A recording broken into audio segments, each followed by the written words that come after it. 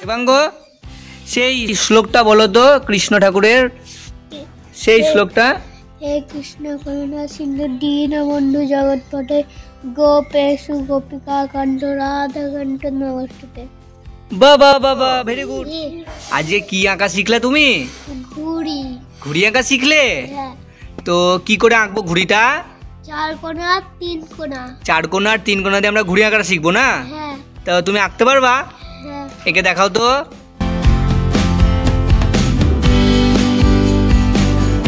তো আমাদের দেবাঙ্গ শুরু করেছে 4 কোণা আর 3 কোণা দিয়ে ঘুড়ি আঁকছে, দেখে নাও।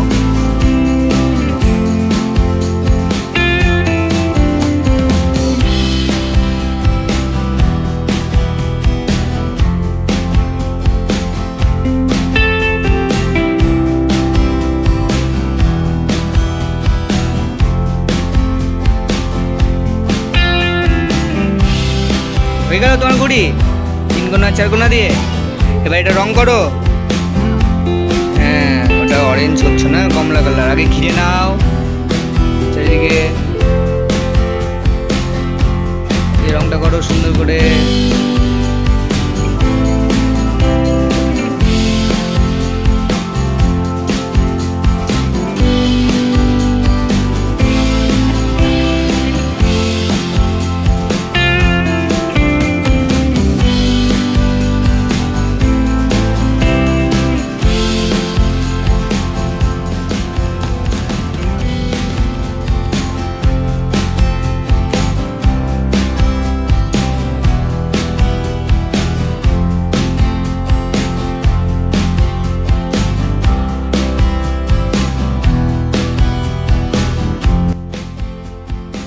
দেবাঙ্গ রং হচ্ছে 4 কোণা 3 কোণা দিয়ে দেবাঙ্গ ঘুড়িটা এঁকেছে, খুব সুন্দর। দেবাঙ্গ সেই শ্লোকটা বলো তো কৃষ্ণ ঠাকুরের, সেই শ্লোকটা।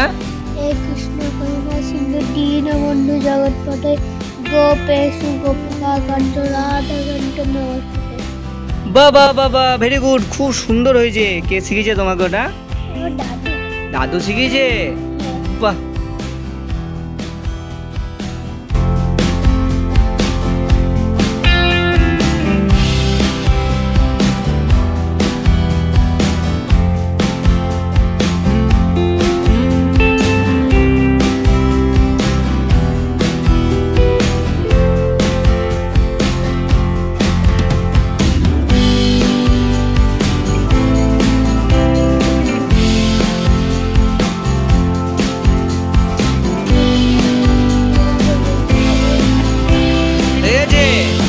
এখানে ফাঁকা যে এগুলো করো।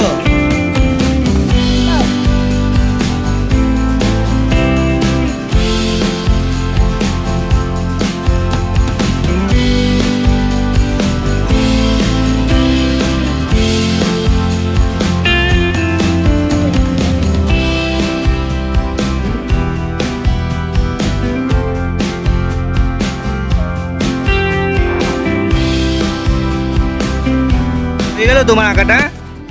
কি আঁকলা তুমি? ঘুড়ি। তা ঘুড়িটা কিভাবে আঁকলা তুমি? প্রথমে 4 কোণা করলা আর এই কোণায় 3 কোণা, তাহলে ঘুরে গেল এত সহজে? তো বাহ, খুব ভালো।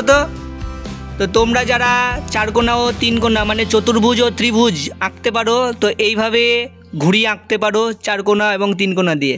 ওকে, তো এখানে এই ভিডিওটি শেষ হলো।